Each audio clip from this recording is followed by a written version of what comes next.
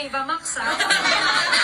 Viva Max to. Ano nalaman na i-ano ito sa Viva Max? Magiging bagong Viva Max artist ba ang nanay ni Carlos Yulo na si Angelica Yulo? So, kitang-kita dito na parang meron siyang pinipirmahan na kontrata. So, ibig sabihin ba nito, nakikita natin na siya doon sa mga palabas sa television o kaya sa mga movies, ayan, o kaya sa mga sitcoms. Kaya marami siguro ang excited na makita ang nanay ni Carlos Yulo na babandera sa inyong mga telebisyon at syempre baka lalabas din siya dito sa social media bilang isang cast. Ito na nga ba ang stepping stone ni Angelica Yulo para maging isang ganap na artista?